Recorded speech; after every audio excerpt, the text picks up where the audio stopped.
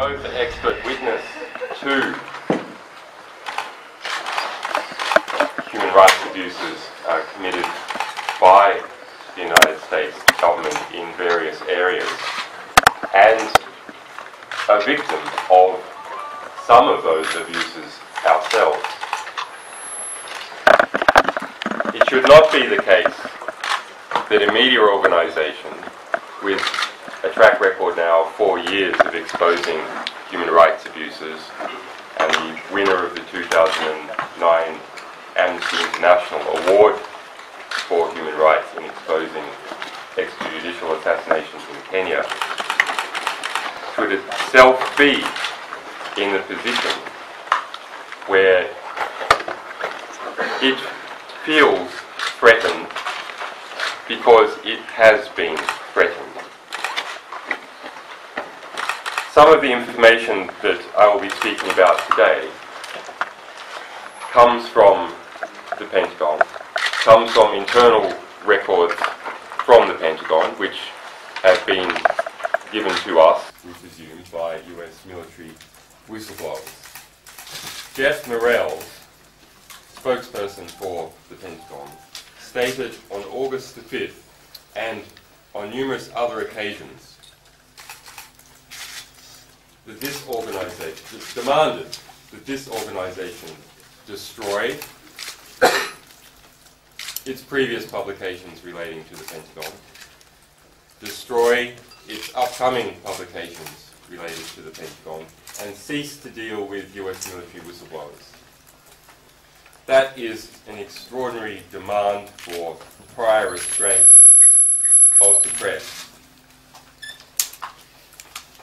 That is a demand that we have chosen not to follow.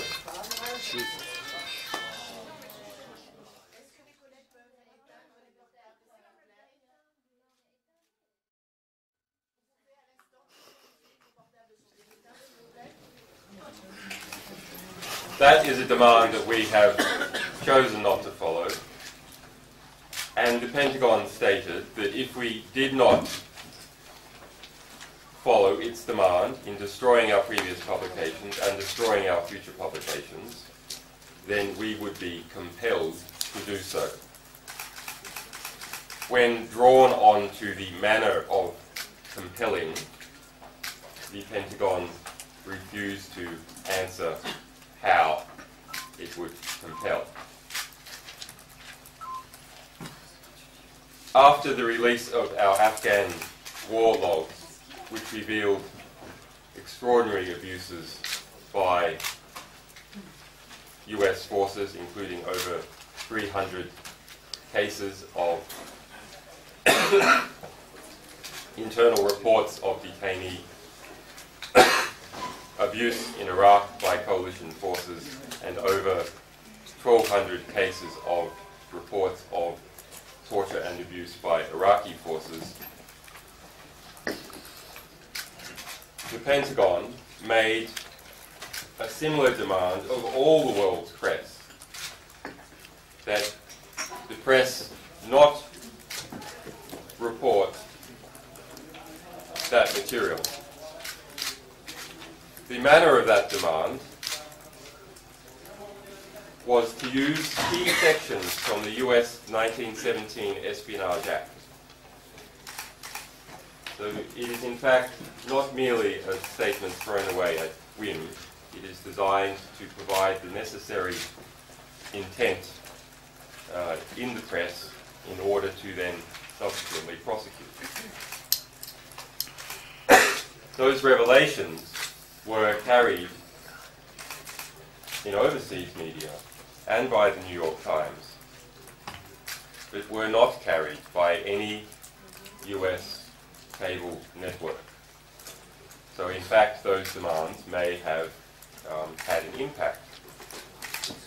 Similarly, an earlier story on Task Force 373, a US assassination squad in Afghanistan that we discovered in the Afghan war logs, which is working its way down a kill or capture list of some 2,000 people a list that is put together without any judicial oversight, review, or due process. That story, written for the New York Times by Eric Schmidt, New York Times reporter, was killed and did not appear in the New York Times. It did, however, appear as the front cover of Der Spiegel and was incorporated into press by The Guardian and other newspapers. So to have an understanding for what we are talking about on a human level with these reports in Iraq, let me read to you an excerpt from some of them, one sentence per report. There was also evidence of bruises on the face, back, and body. He was beaten from the 3rd day to the 7th day of his capture. He was beaten with cables and water pipes. Large amounts of blood were found on the cell floor, wire used for electric shocks, and a rubber hose. The detainee's body showed extensive bruising around the arms, shoulders, and lower extremities. The detainee's back shows what appears to be a boot print, outlined in bruised tissue. Reasonable suspicion of abuse. Outcome, no further investigation.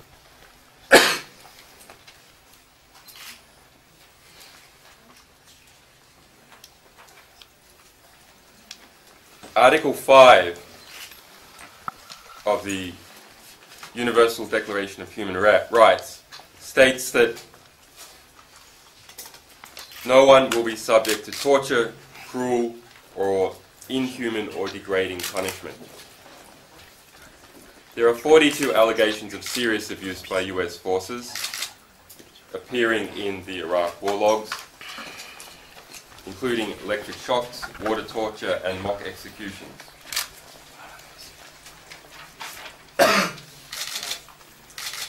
In 30 of these serious cases, the reports show that medical evidence was taken that backs up the detainee torture claims. For example, on July 11, 2006, a report states the detainee stated that after he was flex-cuffed, one person sat on his chest, another on his legs, and the person punched him in the back of the head, picked up his head and slapped him, put a plastic pipe in his mouth. The persons conducting the questioning also kicked him in the sides of his body after the persons put a bag over his head. The medic, working for the US Army, concluded that the detainee did have injuries to his back which were consistent with the allegations of abuse. The war log states that a statement was taken from the detainee and pictures were taken to document the abuse. However, we are aware of no prosecution in any alleged case of US torture since Abu Ghraib.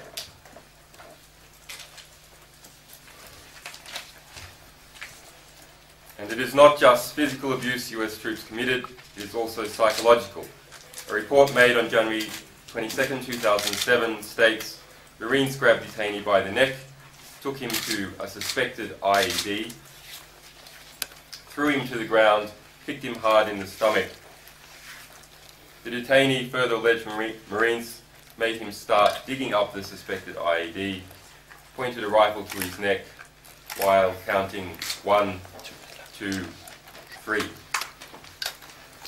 We have also found reports containing mock executions, specifically forbidden by the Geneva Conventions.